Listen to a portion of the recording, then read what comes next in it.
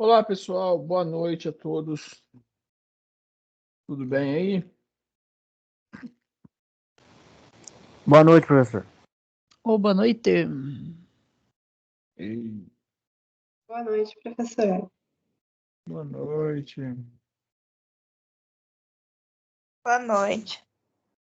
Boa noite, Anis. Que reunião que vocês estavam? Falando sobre as extensão e estágio. Ok. Boa noite, Paulo. Boa noite, Andresa. Vocês estão sabendo que mudou o negócio do TCC? Boa noite, César. Não? O que mudou?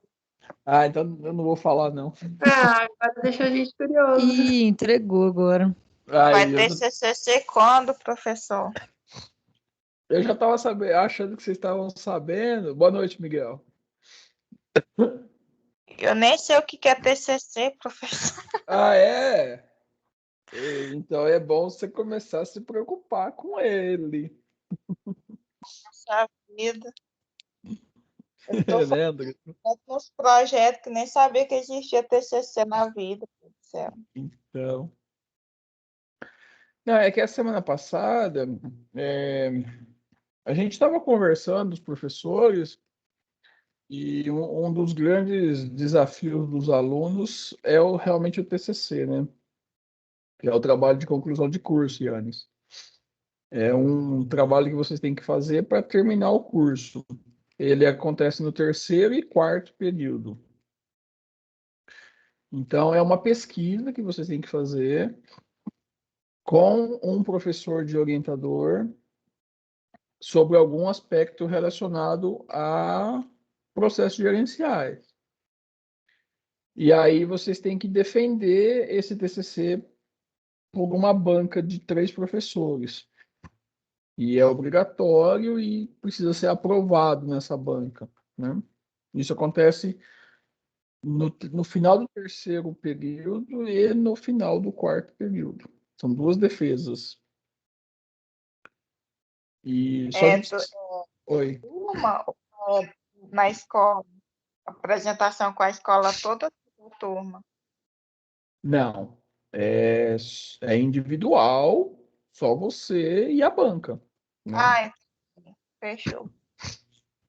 Só que vocês têm aula disso no terceiro e quarto módulo, vocês têm aula, tem acho que a disciplina de metodologia, tem a disciplina de gestão de projetos, enfim, vocês não vão fazer isso sozinho. E tem o orientador, que é o professor que fica encarregado de auxiliar vocês nessa trajetória. O grande desafio é que é muito pouco tempo. 1 ano para fazer um TCC é muito pouco tempo. E então a gente estava discutindo de antecipar esse processo para que tivesse mais tempo, né? E aí a gente conseguiu fazer, o pessoal que está no terceiro módulo agora, eles conseguiram já definir o orientador e o tema já no comecinho do terceiro módulo. O professor Alexandre criou uma planilha e aí os professores definiram os assuntos, se Deus quiser. Com certeza. Com certeza, Iane, se Deus quiser. E aí, então, a gente conseguiu colocar os temas de pesquisa lá e o pessoal que está no terceiro módulo pegou bem no começo. Eles entraram no curso esse ano, né, em março, e já escolheram os orientadores e os temas. Então, a gente já conseguiu evoluir bastante com isso.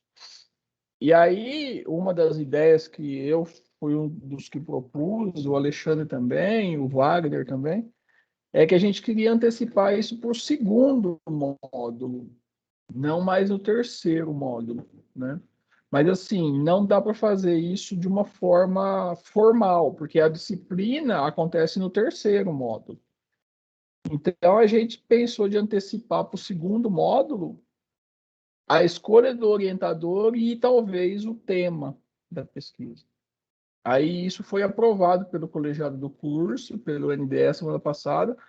Então acho que a gente vai fazer isso com vocês no próximo semestre, a hora que vocês entrarem no segundo módulo. E aí a gente vai testar, né, se dá certo. Eu acho que vai dar certo, sim, porque é um semestre a mais para trabalhar com esse negócio, né? Então, dilui um pouco mais. Eu estou vendo o João Dearo aí, o João já fez TCC, ele pode falar aí que é, né? Não sei se tem mais alguém que fez. A Cláudia, acho que foi.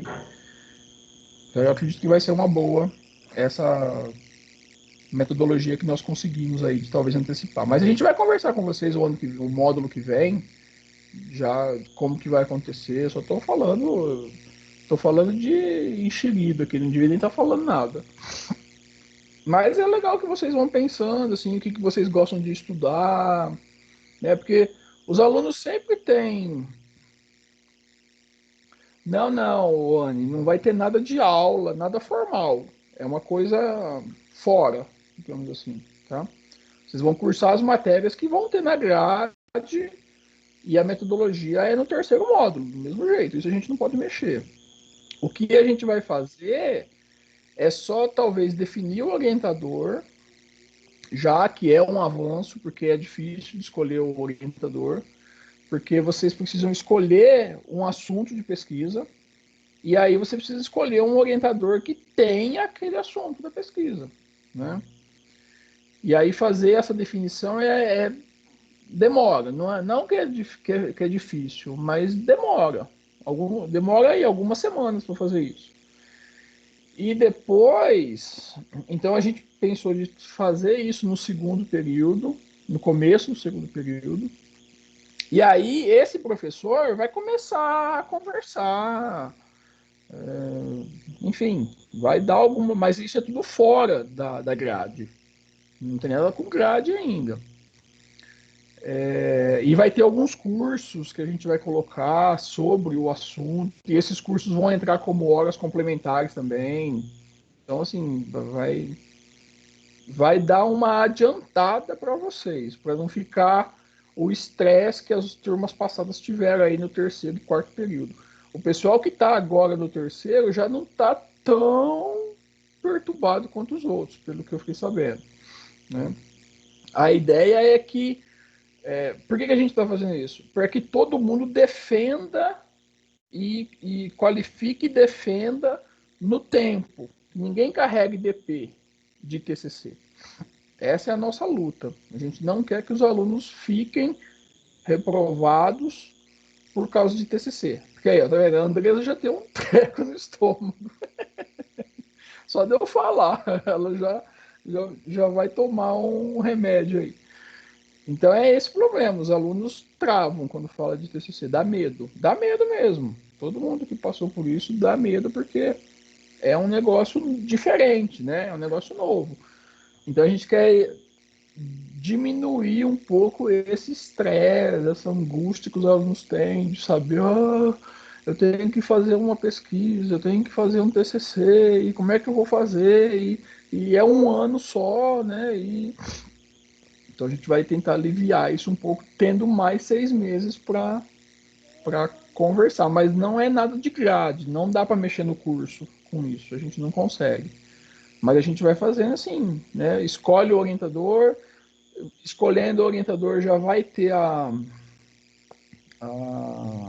linha de pesquisa, e aí começa a trabalhar. Então aí o orientador que vai fazendo esse meio de campo aí, né? Ele vai, então, já vai falando alguma coisa da pesquisa, do assunto, já começa a ler alguns artigos, já começa a fazer alguma coisa de pesquisa.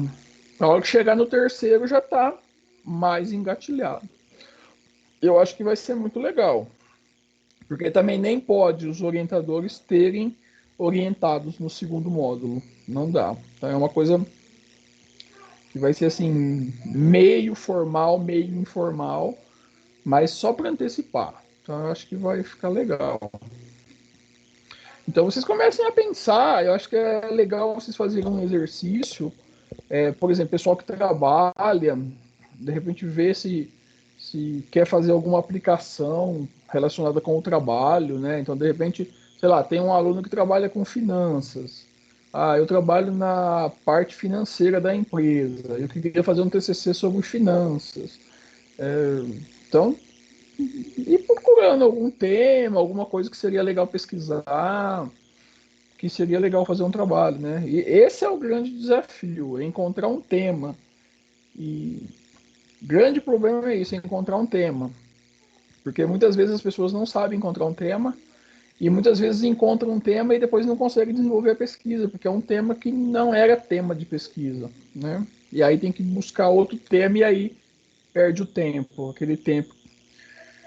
Então é legal vocês começarem a pensar, olhar, procurar na internet, ler alguns artigos, e tentar já ir delimitando, né? É bom assim pensar, por exemplo, que problema que eu poderia solucionar com a minha pesquisa. Isso é uma forma legal de encontrar um tema. Ó, que problema que eu enxergo no meu trabalho? E pelo curso que eu estou fazendo, como é que eu poderia resolver esse problema? Isso é uma forma de encontrar uma pesquisa, uma linha de pesquisa, né? Ou não, você fala, eu não quero fazer na minha empresa, eu quero pesquisar uma coisa diferente. Então, eu trabalho com vendas, mas eu quero estudar marketing, eu quero estudar gestão de pessoas, eu quero estudar motivação humana, enfim, né? Tudo bem. Ok? Eu já falei demais, não devia nem ter comentado. Tá bom, gente?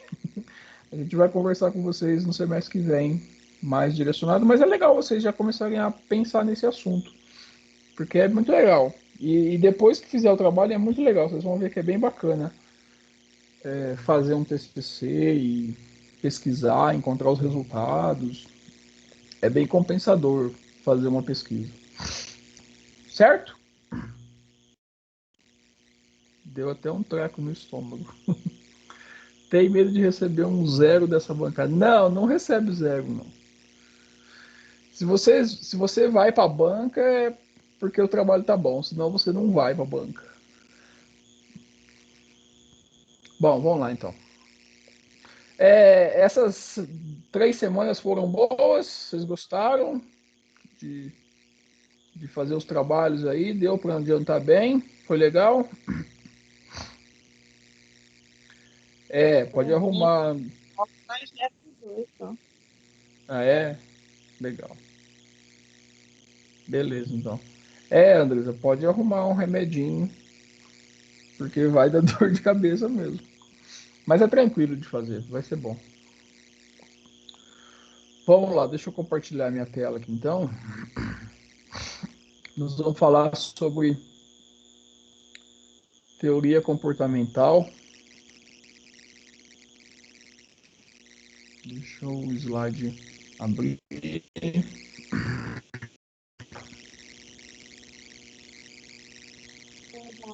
Vamos lá.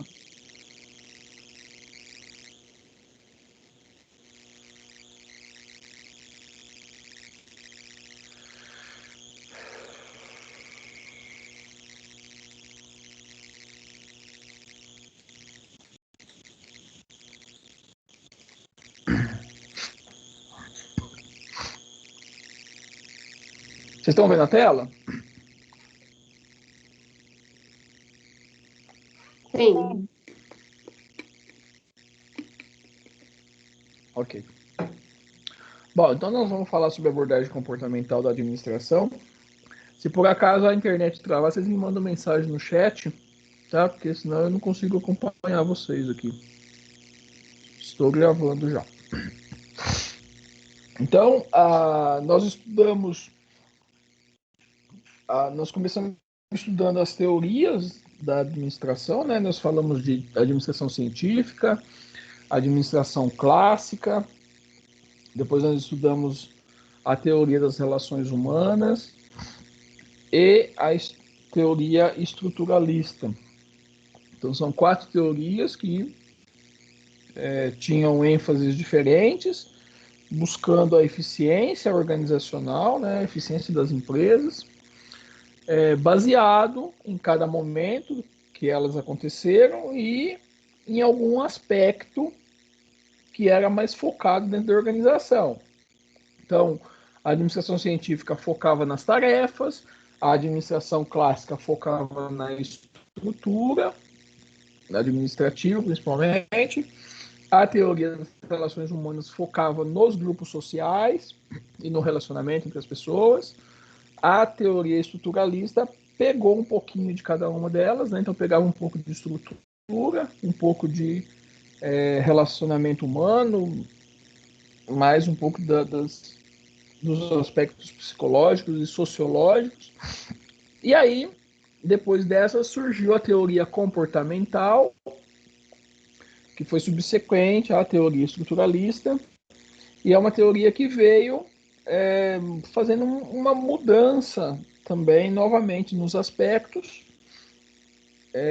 focados, né, como forma de alcançar a eficiência e a melhoria das organizações.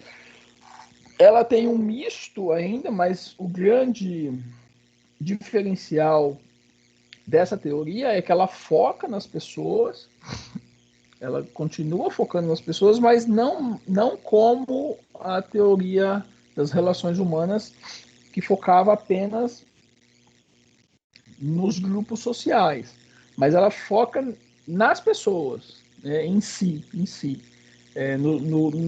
no comportamento das pessoas, né? Ela fundamenta-se no comportamento individual das pessoas dentro do ambiente. Então, a teoria do Elton Mayo, ela buscava compreender como que as pessoas se relacionavam através dos grupos, a interação entre os grupos sociais que existiam dentro dessas organizações. E essa interação, né, que o Mayo concluiu, que essa interação é que possibilitava o aumento na produção, o ganho de eficiência, etc.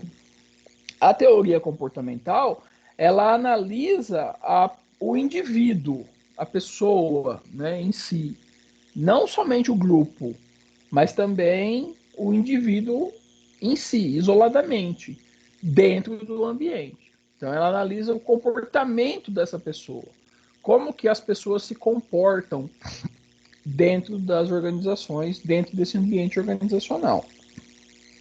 E aí, por desenvolvimento da teoria, né, e pelos estudiosos dessa teoria, os principais estudiosos, eles são da área de psicologia e de sociologia, então eles acabam desenvolvendo e tomando como a grande força do trabalho da teoria comportamental o estudo da motivação humana, porque esses teóricos, eles percebiam que era necessário conhecer o que motivava as pessoas a desenvolver as ações dentro do ambiente organizacional, né? Então, eles começaram a fazer um estudo muito grande, muito profundo da motivação humana. Não somente no trabalho, mas sobre todos os aspectos, mas também buscando entender sobre o trabalho, sobre o ambiente dentro das organizações. Como que as pessoas se motivavam dentro das organizações. E aí surgiu, então, dessa premissa, né, de estudar a motivação humana, surgiu a necessidade de conhecer as necessidades humanas. E porque eles entendiam que as pessoas se motivavam através das suas necessidades, né? Pelas necessidades das pessoas, você consegue compreender o comportamento humano. Então, as pessoas têm uma motivação para determinado comportamento que é baseado nas necessidades que essas pessoas possuem. E aí, a utilização da motivação torna-se um mecanismo para melhorar a qualidade de vida das pessoas nessa organização. Então, se eu consigo compreender a motivação humana e como que acontece a motivação das pessoas, eu posso garantir melhores condições de trabalho para essas pessoas, né, proporcionando melhor qualidade de vida, e em contrapartida, as pessoas trabalham melhor, trabalham mais, aumenta a produtividade, aumenta a eficiência, aumenta o ganho para as organizações. Então, para os estudiosos da teoria comportamental, o grande assim, o ponto principal era entender as necessidades humanas, entender a motivação humana e compreender como que é o comportamento das pessoas em relação a isso. E aí, se eu entendo isso, eu posso proporcionar situações aonde as pessoas tornam-se motivadas, né, porque eu possibilito condições para que elas atinjam a satisfação das suas necessidades humanas, e aí se a pessoa é satisfeita, ela se motiva a desempenhar o trabalho de uma forma melhor, e isso gera ganhos para as organizações.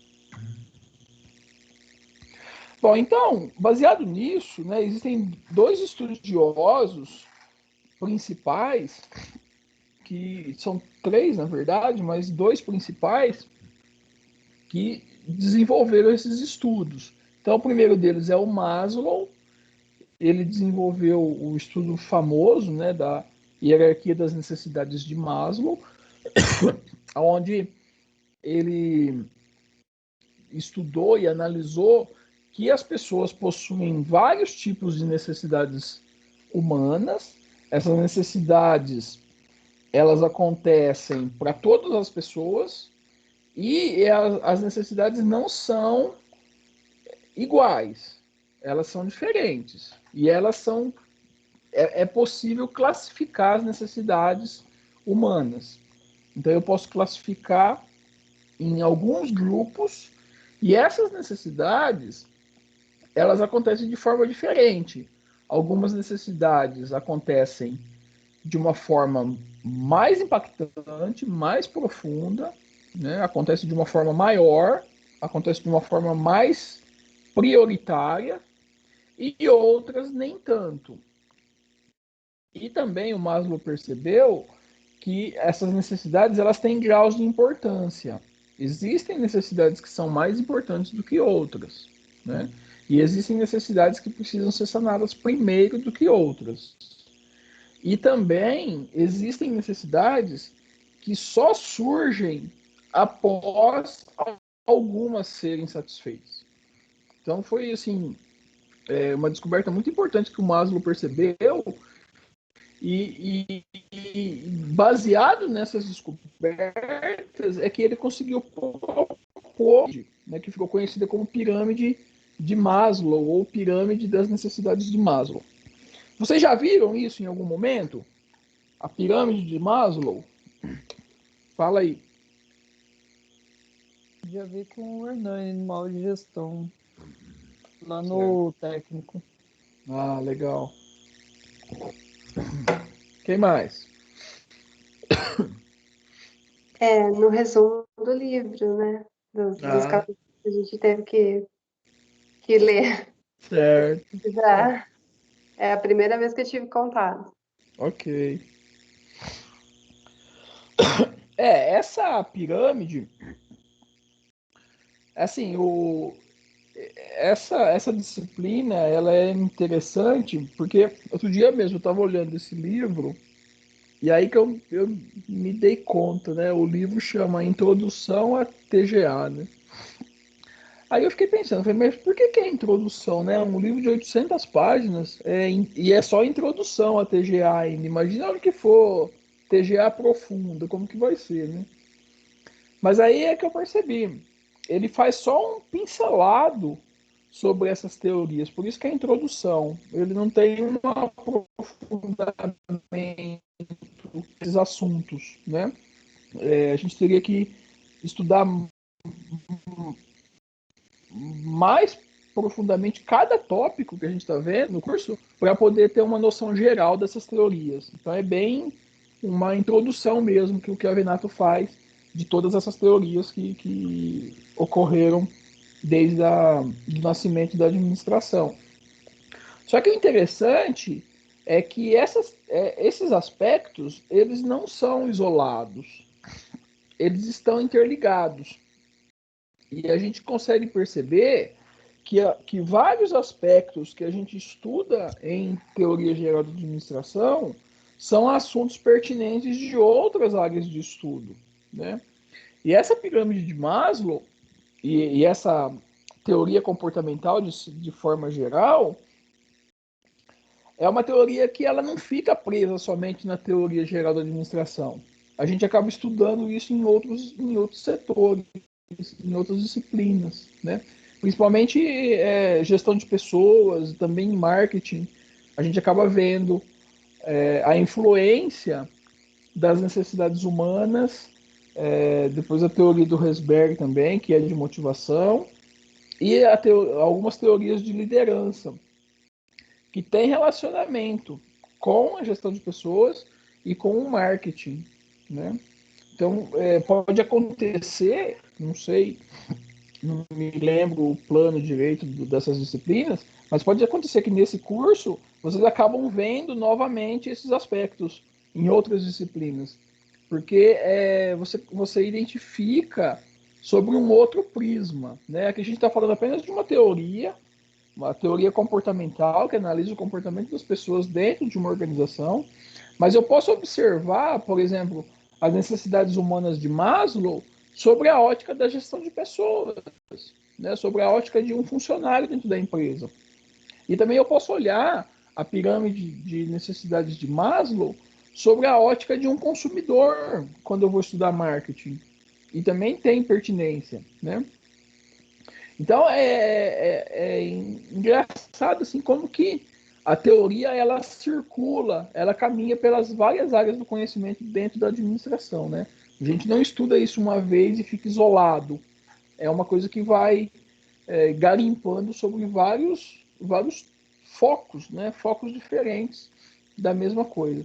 Então é engraçado que eu perguntei se vocês já viram, né?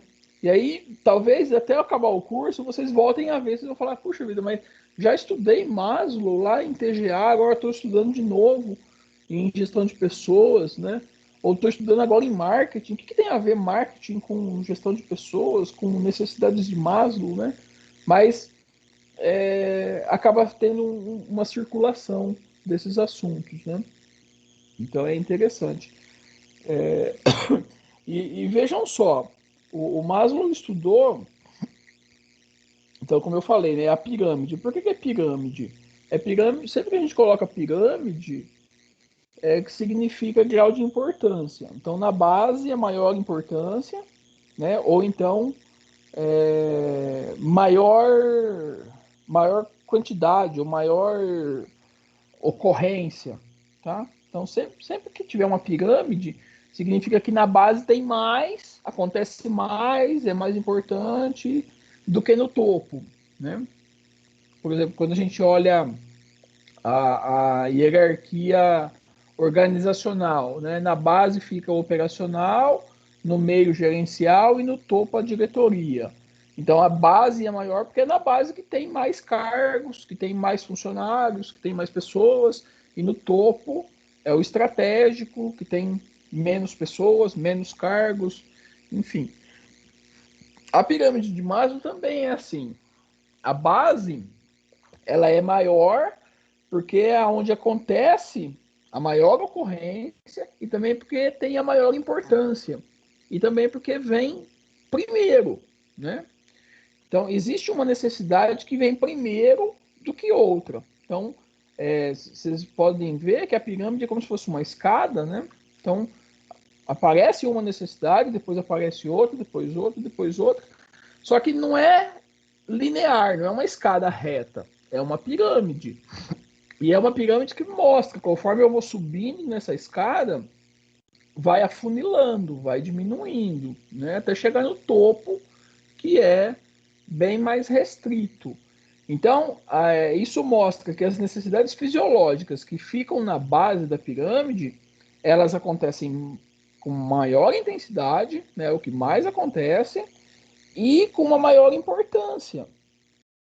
e depois a de segurança social, estima e autorrealização vão diminuindo a importância e vão diminuindo a quantidade. Não que não tenha importância. Sim, tem a mesma importância, mas reduz, né? Reduz em função da anterior. Então, eu preciso, primeiro de tudo, de acordo com o que Maslow estudou, a minha principal necessidade são as fisiológicas. São as que vêm primeiro e são as que mais acontecem e são as mais importantes. Necessidades de sobrevivência. São aquelas necessidades que são essenciais para que eu permaneça vivo, né? Para que eu continue vivendo. Então, são todas as necessidades que me fazem permanecer vivendo, que eu continue tendo a existência. Então, é alimentação, sede, né? Satisfazer a sede, beber água, beber, né? A bebida, o beber, né, em si, o dormir, o descansar, enfim, tá? Tudo isso que diz respeito ao meu organismo e a condição que eu continue permanecendo vivo são fisiológicas. Então, o ar que eu respiro, a água que eu bebo, a boa condição de saúde, o descanso, o alimento, enfim, tudo isso que possibilita que eu mantenha a minha integridade física são as necessidades fisiológicas. E elas vêm primeiro de todas. Porque se eu não satisfazer essas necessidades, eu morro, eu perco a minha existência, né? E aí não adianta nada ter as outras necessidades, porque se eu não existir, eu não tenho necessidades. Então, por isso que as fisiológicas ficam na base da pirâmide e são a de maior espectro e as mais abrangentes e as mais importantes.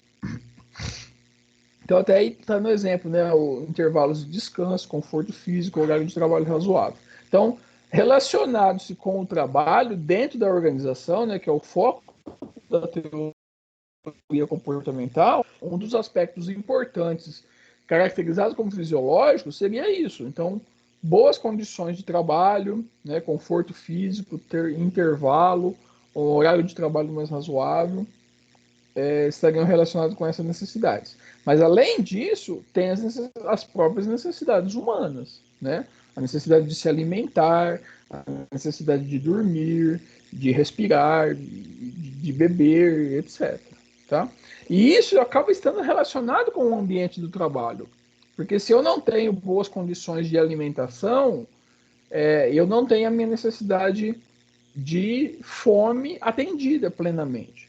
E aí, se eu não tenho essa necessidade fisiológica atendida, isso vai repercutir no ambiente organizacional, né? Se eu chegar no trabalho com fome, eu não vou trabalhar bem, né? Se eu chegar no meu trabalho com sono, eu não vou trabalhar bem.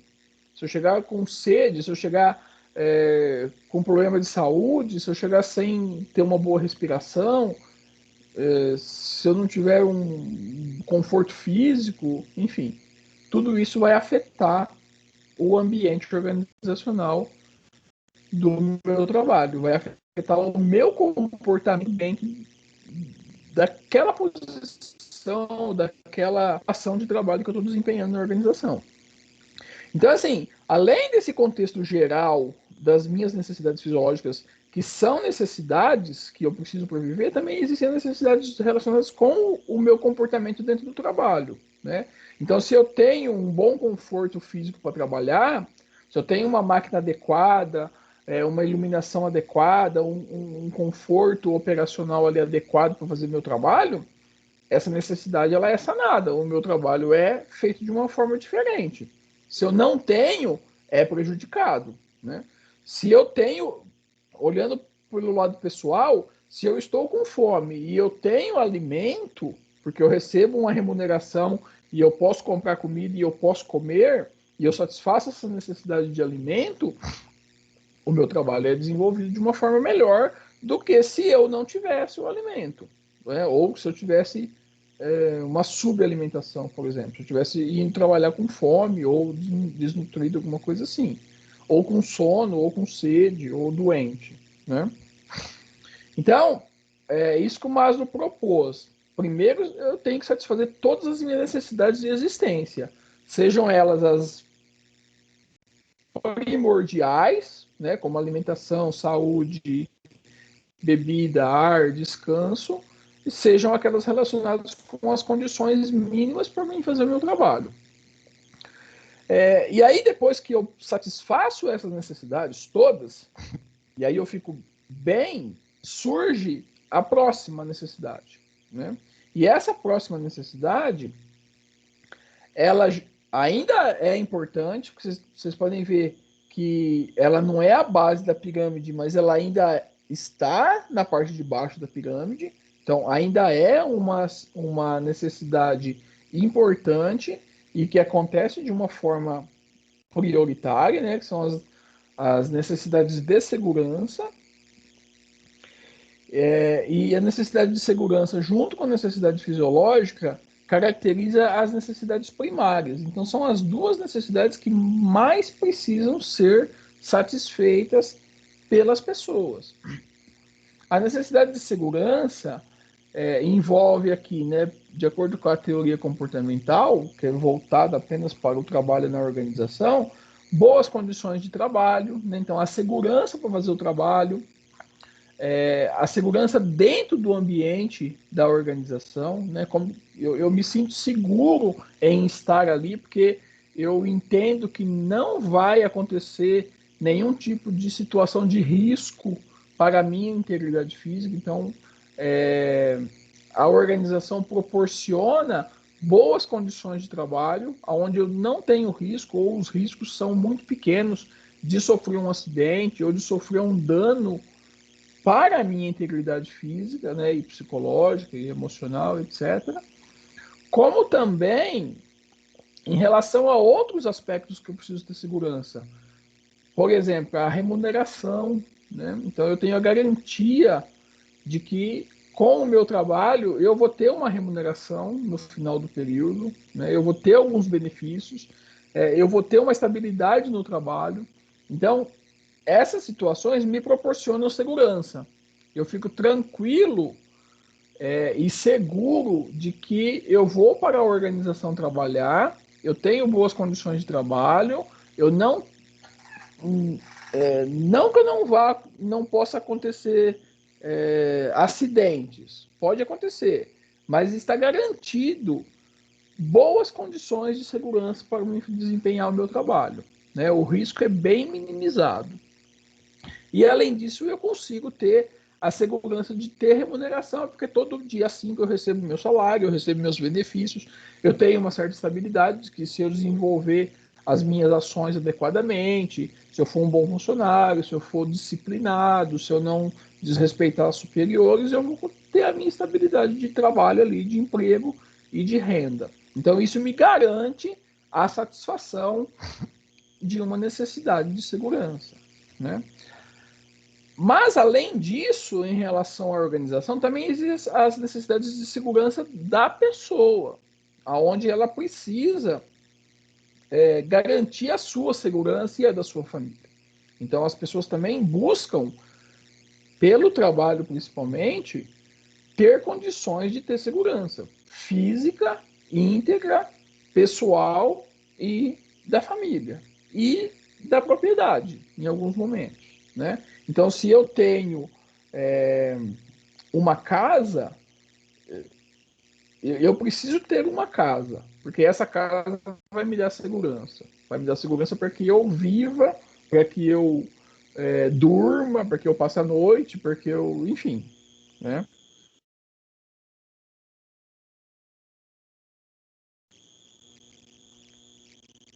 Estão me ouvindo, pessoal? Sim, professor. Deu um break aí. Vocês estão Mas vendo tá a dando. tela?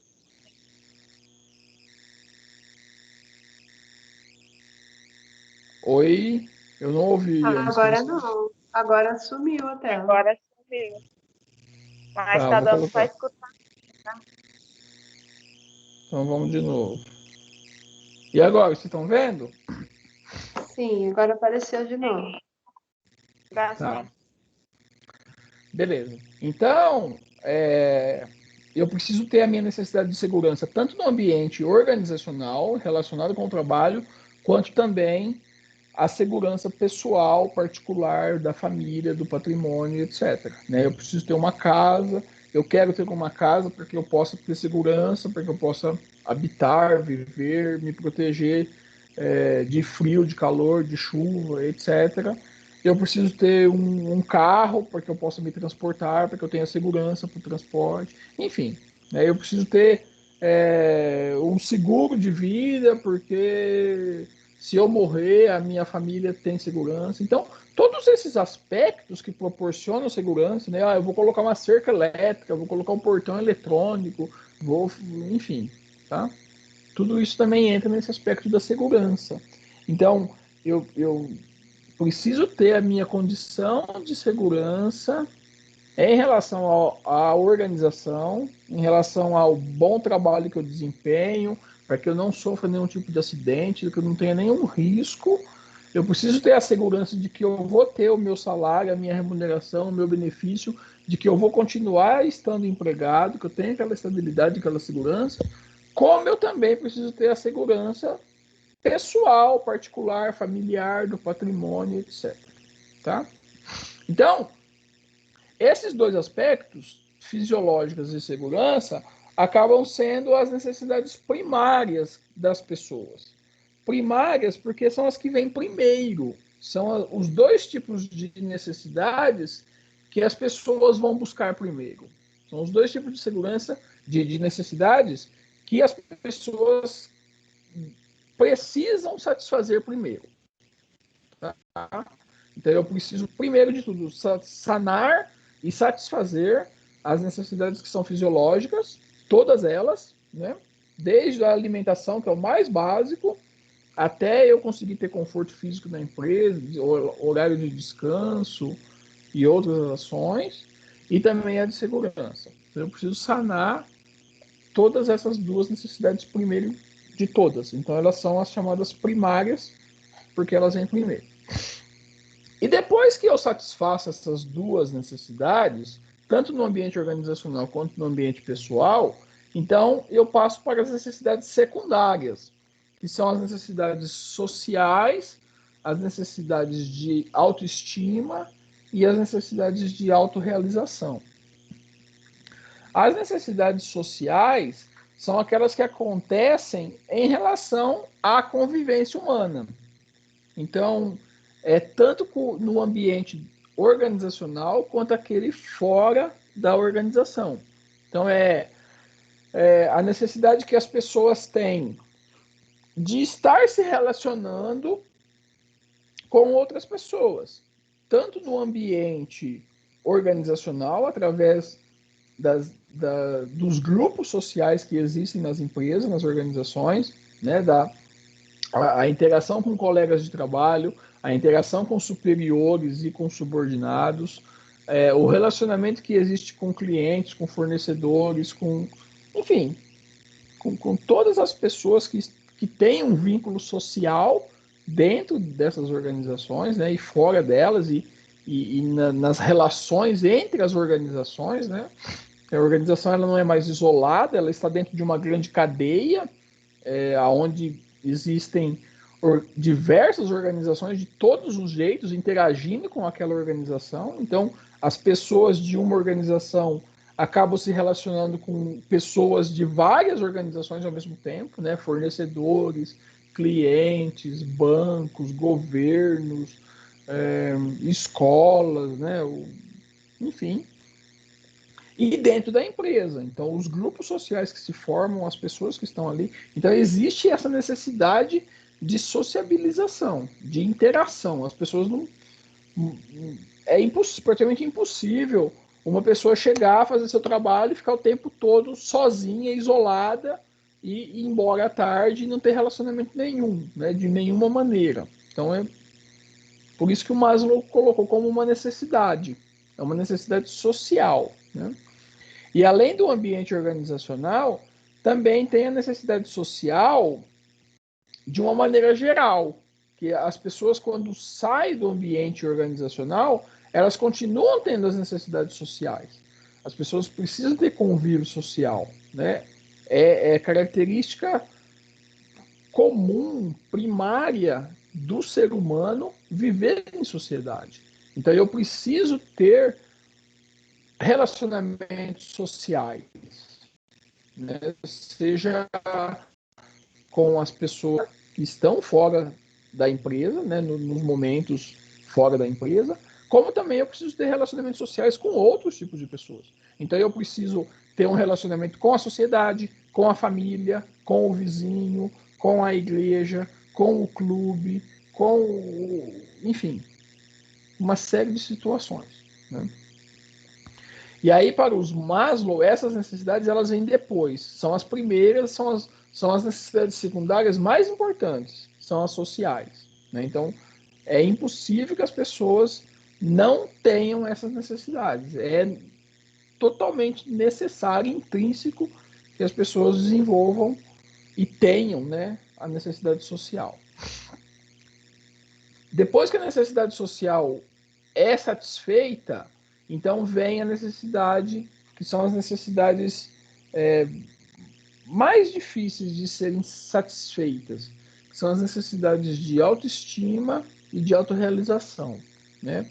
A autoestima é um relacionamento particular, pessoal, e que vem por uma satisfação pessoal por alcançar alguma coisa, né? Por obter algum objetivo, por ser desafiado para fazer alguma coisa e conseguir fazer, né? É aquele orgulho, aquele reconhecimento que faz com que a pessoa sinta-se satisfeita, digamos assim, tá? Então, dentro da organização, isso acontece principalmente pelo reconhecimento, né? E esse reconhecimento pode vir de várias formas. Um deles seria a promoção, né?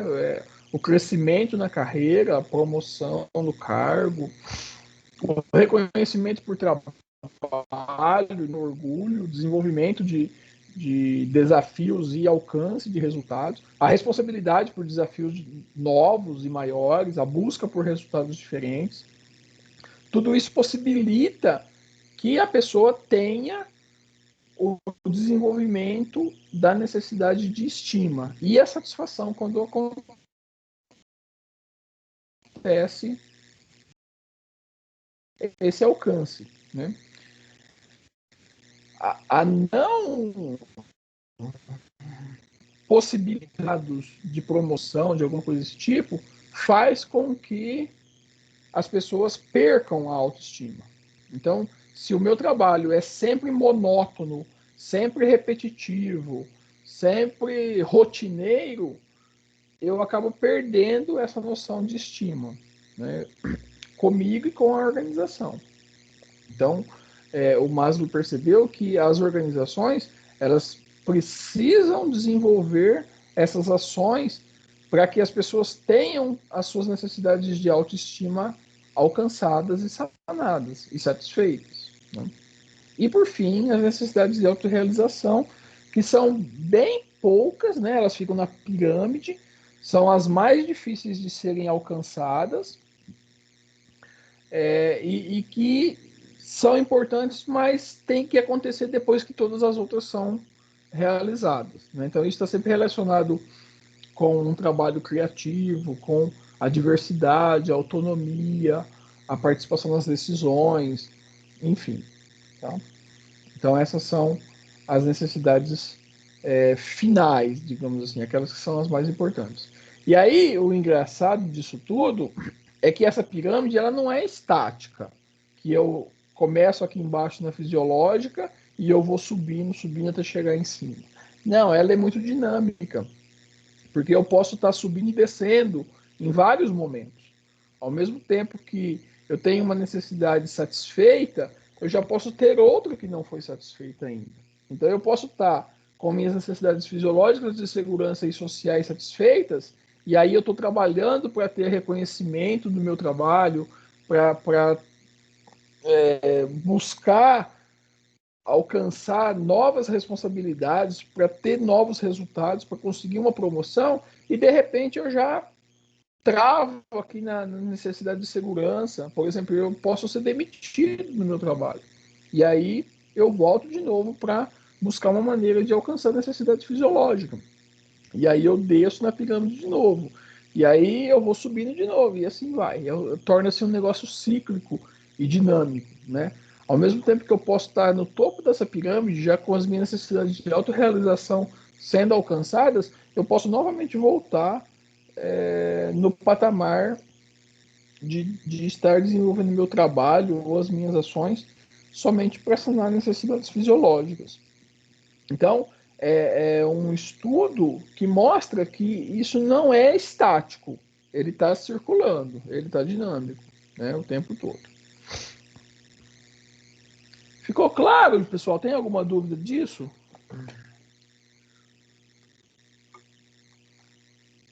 Não.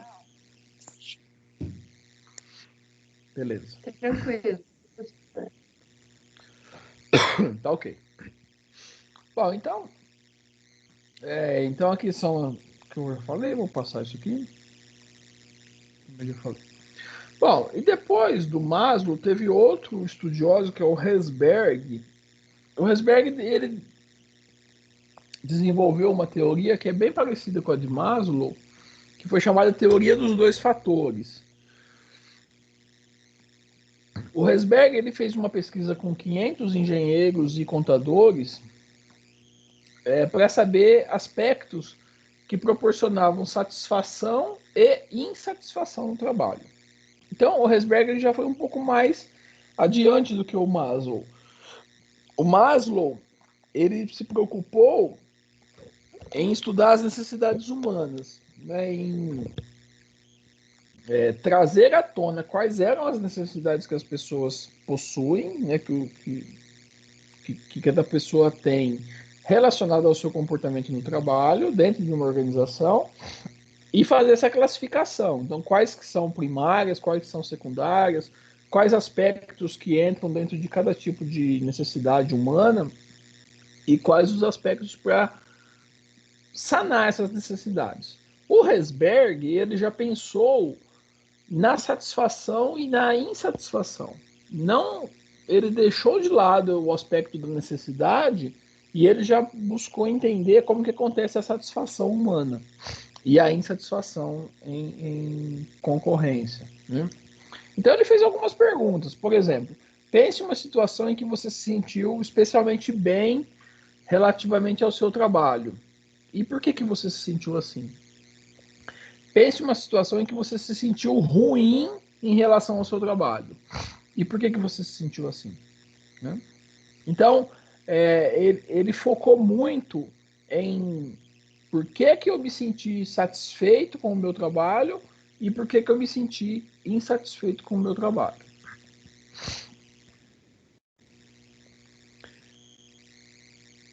Bom, e aí então o Herzberg conseguiu perceber pela pesquisa e ele fez um paralelo com as necessidades humanas do Maslow e ele pôde notar que existem alguns aspectos que trazem frustrações para as pessoas e alguns aspectos que trazem satisfação para as pessoas no ambiente do trabalho. E aí, classificando dentro da pirâmide de Maslow, ele percebeu que alguns aspectos de cada uma das necessidades podem trazer frustrações ou satisfação, né? As frustrações elas estão relacionadas com a falta da satisfação e as ações que trazem satisfação são aquelas relacionadas com a satisfação. Então, por isso que ficou dois fatores, né? Os fatores que trazem satisfação e os fatores que não trazem a satisfação. Então, por exemplo, dentro das necessidades fisiológicas, aspectos que trazem satisfação, que as pessoas responderam na pesquisa. Então, uma remuneração adequada para satisfazer necessidades básicas. Então, aquilo que eu tinha dito, se eu tenho uma remuneração adequada, se eu tenho a garantia de receber meu salário, e com esse salário eu posso sanar todas as minhas necessidades básicas, né, de alimento, de saúde, etc., então isso me traz satisfação. Né? Por outro lado, se eu não tenho essa remuneração adequada, ou se o meu trabalho é rotineiro, desgastante, repetitivo, monótono, isso me traz frustração, né? Que seria a não satisfação.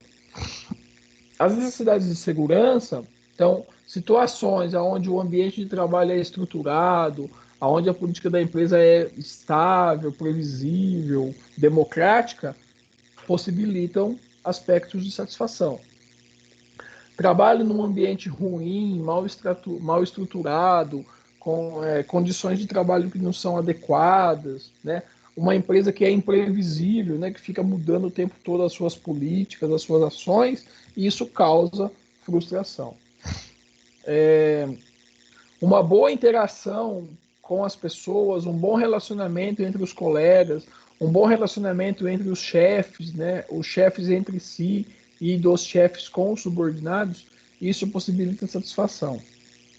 Quando isso não acontece, né, a interação entre as pessoas é pequena, o clima organizacional dentro da empresa é ruim, o relacionamento que acontece entre as pessoas dentro da empresa ele não é tão apreciável, isso gera frustração. Né? Aspectos de estima, o baixo status, baixo salário, aquela sensação que a pessoa tem de não ser importante dentro da empresa que ela está trabalhando, isso gera frustração. Né? Por outro lado, se existe uma interação, se existe um prestígio, gera satisfação.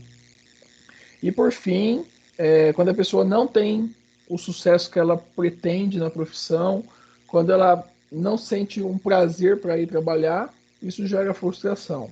E quando ela tem sucesso ou tem prazer, isso gera satisfação.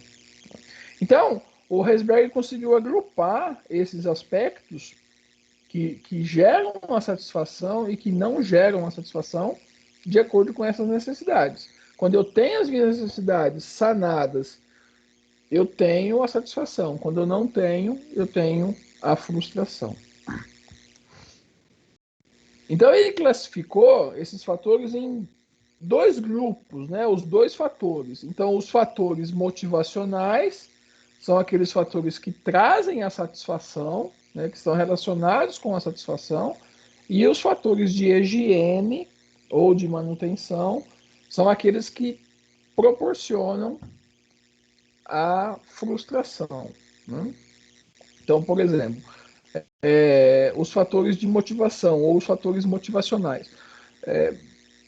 Junto com essa pesquisa, o Herzberg foi analisar quais aspectos que motivavam as pessoas. Né? Ele se baseou na satisfação e na não satisfação, e depois ele quis saber quais são os fatores que motivavam as pessoas. Então, ele percebeu que alguns fatores, por mais que pareçam ser de satisfação, eles não são motivadores, eles são fatores higiênicos. E outros fatores que realmente são motivacionais e que geram satisfação. Então, por exemplo, o que realmente gera motivação e satisfação nas pessoas é reconhecimento, realização, progresso, crescimento, responsabilidade, novos desafios, possibilidade de participação, né, das decisões, enfim, esses aspectos que são relacionados com o comportamento da pessoa é que faz ela se motivar, né, e que automaticamente geram satisfação. Os demais fatores, eles não geram a satisfação e nem a motivação, são fatores de higiene, são fatores de manutenção, são aqueles fatores que fazem com que as pessoas se mantenham no cargo, na função, na empresa. Então, por exemplo, condições do ambiente de trabalho, a forma de segurança que a empresa possibilita, né? Como que as pessoas têm a garantia de ter as suas necessidades fisiológicas e de segurança sanadas. Então, remuneração, condições de trabalho. Isso não é fator motivacional para o Herzberg, e sim fatores de higiene, de manutenção. Porque, por exemplo, se eu tenho a minha remuneração e eu recebo a minha remuneração de forma adequada, isso não me gera motivação. Isso me gera uma manutenção apenas. Então eu trabalho, recebo meu salário e ok, não tem nada de motivador eu trabalhar e receber meu salário, né, de acordo com essa teoria. O simples aspecto de eu receber a minha remuneração todo dia 5 não é um fator de motivação. Porque se eu continuo trabalhando e continuo recebendo meu salário. Estando motivado ou não, eu continuo recebendo meu salário. Eu continuo fazendo meu trabalho. Não tem nada de diferente que me motive, né?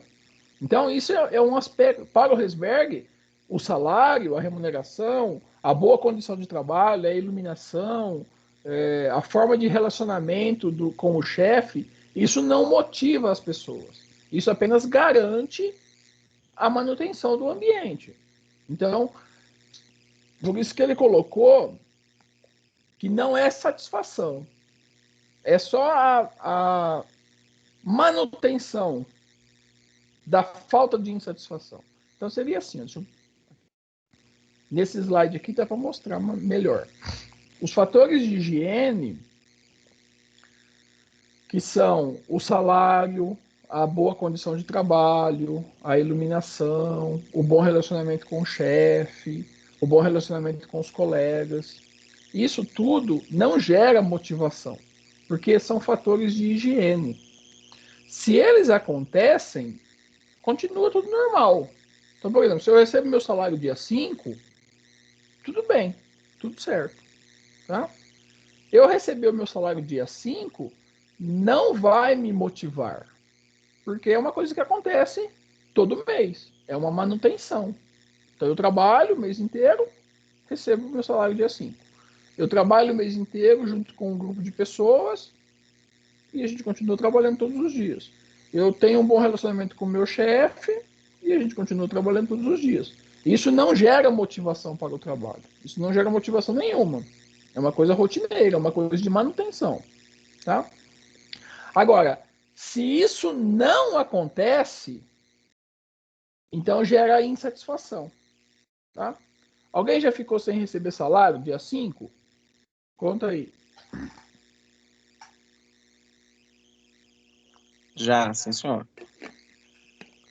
Você ficou muito feliz? Não. E Você 2 ficou... meses ainda, Deus me livre. Nossa. E você se motivou? Nem um pouco, queria sair do serviço. Então. Tá? Então é isso que o Herzberg fala. Se eu recebo o meu salário, ele não me gera motivação, ele não me gera satisfação. Ele apenas faz com que eu não fique insatisfeito. Então ele gera... Ah, que bom, Yannis. Ele gera a não insatisfação. Tá? Eu não fico motivado. E se eu não fico motivado, eu não fico satisfeito. Porque para o Herzberg, os únicos fatores que geram satisfação são os fatores que geram motivação. Quando eu me motivo por alguma coisa, e aí essa minha motivação me faz alcançar esse motivo, eu fico satisfeito. Agora, se eu não sou motivado, eu não posso ficar satisfeito. Então, os fatores de higiene, que são remuneração, eu sei que tá ficando meio confuso na cabeça de vocês. É que realmente é confuso. Mas vejam só, é confuso porque é um paradigma essa teoria dele, entendeu? A teoria do Herzberg, ela quebra um pouco esses paradigmas. Porque, por exemplo, se eu fizesse uma pergunta para vocês aqui, você ganha R$2.000 por mês. Se você ganhar 5 mil, você se motiva? Fala aí. Nos primeiros 2 meses, sim. Você está ganhando 2 mil. Você passa para 5 mil. Você se motiva? Fala aí, gente. Sim. Sim. Se você recebe 2.000 hoje, aí você recebe 5.000 mês que vem, então junho 5.000, julho 5.000, agosto 0. Agosto o proprietário fala, olha, estamos numa crise, não vou te pagar o salário em agosto. Você continua motivado? Não. Perceberam? Perceberam? Então é isso que o Herzberg fala. Não é um fator motivacional, é um fator de manutenção. Se eu recebo o meu salário, eu não fico motivado, eu fico normal, eu continuo mantendo. Se eu não recebo o meu salário, eu fico pé da vida, mesmo que eu tenha recebido o dobro do que eu ganhava. Então, se eu ganhava 2.000 e eu passei a ganhar 5, eu não fico motivado. Eu fico talvez entusiasmado, alegre, feliz, mas não motivado. Porque se no mês seguinte eu não receber nada, eu não vou continuar feliz e contente. Eu vou ficar muito bravo. Porque a remuneração é um dos fatores que vão sanar as minhas necessidades fisiológicas e de segurança, principalmente. Né? Se eu não tenho remuneração, eu não compro comida, eu não compro água, eu não pago aluguel, eu não pago saúde, eu não pago cerca elétrica da casa, enfim. Sem a remuneração, eu não tenho necessidades fisiológicas e de segurança sanadas. Então, eu não fico motivado, de forma alguma. E aí vai gerar uma insatisfação. Eu vou ficar muito bravo, eu vou ficar insatisfeito. Né? Se no mês de setembro, de novo, eu recebo 0, eu fico mais insatisfeito ainda. Então, não consigo me motivar por remuneração. Né? É o que o Herzberg fala, que a remuneração é um fator de higiene, é um fator de manutenção. Né? O que gera a motivação são os fatores psicológicos e emocionais. Então, um desafio diferente, né? E a forma de alcançar esse desafio, uma meta que seja possível alcançar, um crescimento na carreira, uma promoção, uma nova responsabilidade, a participação na tomada de decisões, o ouvir, né? Então, esses aspectos é que criam motivação nas pessoas.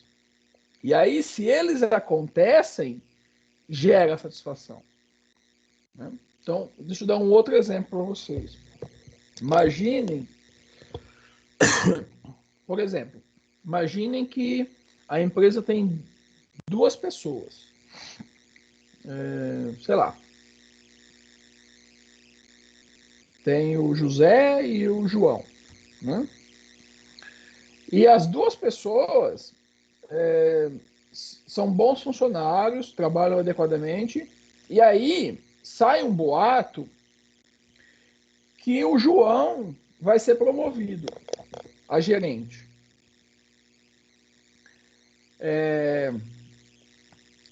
Esse boato de que o João vai ser promovido a gerente causa no João um fator de motivação. Porque é um desafio novo, é uma meta nova, é uma possibilidade de crescimento, né? Uma nova responsabilidade, um novo cargo. Então, isso causa no João um fator de motivação. Tá? Porém, se essa promoção acontece, então o João fica satisfeito. Tá? Porque é um fator de motivação que gera satisfação quando acontece, quando é positivo. Então, se o João é promovido a gerente, independente da remuneração, né? Porque a remuneração, como eu expliquei, é um fator de manutenção, mesmo que ela tenha aumentado, tá? E mesmo que ela tenha aumentado e não aconteça esse exemplo extremo que eu falei, né, de não ter a remuneração, mas se você recebe 2.000 e passa a receber 5.000, daqui 1 ano esses 5.000 para você está no mesmo peso do que o 2.000 hoje. Então você não vai se motivar porque você está ganhando mais. Porque esse 5.000 ele vai se diluindo ao longo do tempo, né? Você fala, mas se eu ganhar 5.000 hoje, eu tô feito. Tá nada, né? Porque se você vive com 2.000 hoje, se você vai ganhar 5.000, você vai dar um jeito de viver com 5.000. Então você vai trocar de carro, você vai comprar uma geladeira nova, você vai comprar uma roupa nova, você vai viajar, vai fazer alguma coisa. Daqui a pouco os 5.000 estão no mesmo patamar do 2 hoje. Então você não vai se motivar. Continua sendo manutenção, né? E daqui a um ano você está triste porque você está precisando de um aumento para cobrir seu cartão de crédito e você não tem um aumento mesmo ganhando o dobro do que você ganhava. Então você não se motiva por dinheiro. Então quando você cresce para um nível de gerente, que tem esse crescimento na carreira, essa possibilidade de novos desafios, essa possibilidade de participação nos assuntos, nos negócios, isso motiva, né? Independente do salário. E aí, se essa promoção para o João acontece, dele ser gerente, realmente, efetivamente acontece, e ele se transforma no gerente daquela organização, daquele setor, então ele fica satisfeito. Não pela remuneração, pelo cargo, pela promoção, pelo desafio, pela participação, né? Por outro lado, se esse fator de motivação, que era ser gerente, não acontece, não gera no João uma insatisfação, mas sim uma não satisfação. Ele deixa de ficar satisfeito porque ele fala, é um boato que eu ia ser gerente. Ninguém falou que eu ia ser gerente. É um boato. E eu posso vir a ser gerente daqui a um outro momento. Então, ele não fica pé da vida porque ele não recebeu o salário. Mas ele fica não satisfeito. E ele continua trabalhando e recebendo seu salário normal, tá? Mas isso gera uma não satisfação. Ele fica meio aborrecido, mas no dia seguinte continua trabalhando e continua buscando outros fatores para alcançar essa motivação e essa satisfação. Então, a Herzberg classificou dessa maneira. Quando eu tenho alguns aspectos que são de manutenção, eles nunca vão me gerar satisfação, porque não motiva, eles mantêm. Se acontece, beleza, eu continuo na boa. Alguém já saiu feliz e contente porque recebeu o pagamento dia 5? Na maioria das vezes, não. Né? Você recebe o seu pagamento dia 5 como se fosse normal. Ninguém solta fogos de artifício porque recebeu o pagamento dia 5. Então, você não tem satisfação de receber pagamento. Você tem uma não insatisfação. Você não está pé da vida com a empresa. Está de boa. Você vai lá, pega o seu dinheiro e continua vivendo. Agora, se a empresa não paga o pagamento no dia 5, você fica muito bravo. Né? Por outro lado, os fatores de motivação são aqueles que realmente geram motivação. Então, se eu sou promovido a gerente, eu fico satisfeito, eu fico feliz, porque eu tenho um desafio novo, eu tenho a possibilidade de expor as minhas ideias, eu tenho a possibilidade de crescer na carreira, de ser reconhecido, de ter novos desafios, e isso me gera satisfação. Né? Se não acontece, eu continuo fazendo meu trabalho, meu pagamento está vindo, eu estou entrando na empresa todo dia, eu tenho a segurança, eu não estou pé da vida, mas eu também não estou satisfeito, lá, como se eu fosse gerente. Mas eu estou aqui de boa, então eu continuo feliz. Né? Não estou pé da vida porque o meu dinheiro está vindo, não estou super feliz e contente, satisfeito, porque eu não virei gerente ainda. A hora que eu virar gerente, eu fico super satisfeito. Né? Então,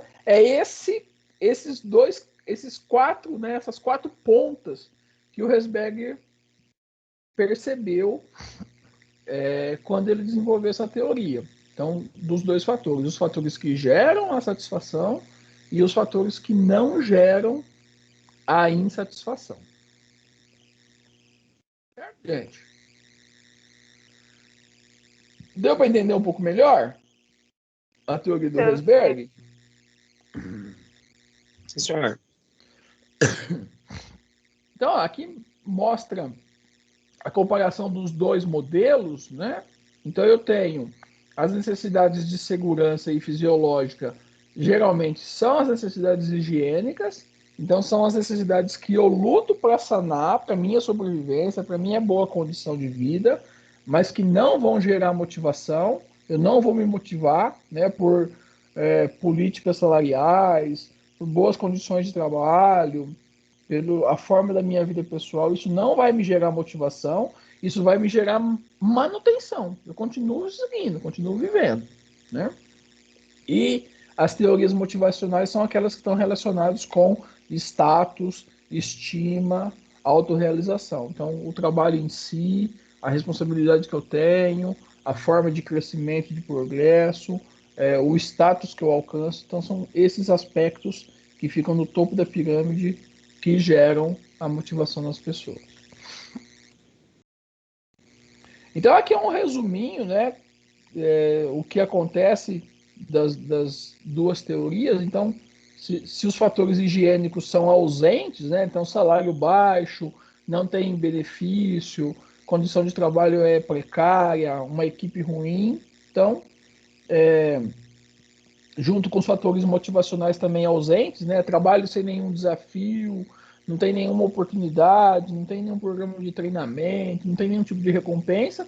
Então, quando falta tudo, a ausência é a pior situação, né? Então, a ausência de fatores motivacionais e higiênicos. Então, é absoluta falta de alternativas, né? Então, a situação totalmente sem nenhuma perspectiva, né? Quando eu tenho fatores higiênicos que são presentes, salários e benefícios que são adequados, um bom ambiente de trabalho, um bom ambiente amigável, mas não tem nenhum tipo de fatores motivacionais, então não tem nenhum trabalho com desafio, não tem nenhum programa de capacitação, não tem recompensa, nada disso. Então eu fico satisfeito ali com o meu trabalho, né? Eu fico não insatisfeito, na verdade, né? Não gera a insatisfação, mas também eu não tenho a motivação. Quando os fatores motivacionais são presentes e os higiênicos faltam, né? Então o trabalho tem um desafio, tem uma responsabilidade, mas o salário é baixo, a equipe é sem sintonia, então faltam esses fatores, né? Com a presença dos motivacionais. Então aqui é situação de trabalho voluntário, né? ONGs, missões, socorristas, esse tipo de coisa. E quando há a presença dos higiênicos e dos motivacionais, então a condição ideal, né? Quando as pessoas são realmente motivadas para o trabalho, têm boas condições de salários, de benefícios, e aí pode-se então desenvolver um melhor trabalho. Certo, gente, eu vou parar aqui. Então, a semana que na quinta-feira a gente volta para ver a teoria do MacGregor. Ficou alguma dúvida disso tudo que eu falei? Alguma pergunta? Tranquilo? A aula tá ficando gravada, né, professor? Sim, Ah, tá perfeito. Só gravado. para dar uma revisada. Beleza, então. Ô, professor, Oi. essa teoria desse outro aí, cara, não sei falar o nome, ele O está Herzberg bastante usado nas empresas. é bastante usado? Eu não entendi. Isso, é Sim, bastante usado sim. na parte de comportamento, na parte de motivação. Ela é bastante usada. Ela é até mais usada do que a das relações humanas. Sim. Perfeitamente. Perfeitamente. As duas teorias entram bem. Quando você amarra as duas, você percebe que tem uma aplicação bem real nas organizações, né? Principalmente esse aspecto de motivação, de não motivação, essa coisa. Um grande erro é achar que dinheiro motiva, né? Então as pessoas acham que aumentando o salário motiva. As empresas acham que Ajuda. aumentando o salário motiva, né? Ele ajuda, mas não motiva 100%, né? Porque É, tem empresa que eu percebo que o funcionário ganha bem, mas não são motivados. É como se eles ganham eles trabalham e recebem aquele valor proporcional que trabalha. Só isso. Não tem mais significado do que isso. Isso, exatamente. Por isso que o dinheiro não motiva. Ele é um estímulo, né?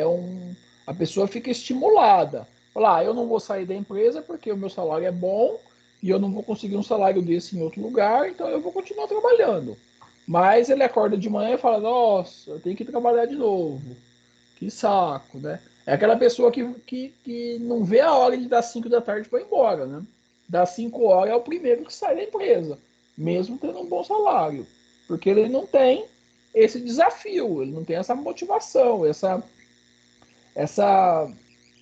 essa pegada, né? Para desenvolver algo diferente, para produzir uma ideia, para alcançar um desafio, para buscar uma responsabilidade diferente. A pessoa não faz isso. Ele vai lá, cumpre o seu papel, cumpre o seu horário e beleza, né? Então ele não tem motivação, mesmo tendo um bom salário. Ok? Certo, gente? Beleza? Tudo certo. Então tá bom. Então, boa noite para vocês, obrigado. Até quinta-feira. Boa noite, obrigado. Boa noite, obrigado. Boa noite, professor. Até mais. Boa noite, até mais. Boa noite.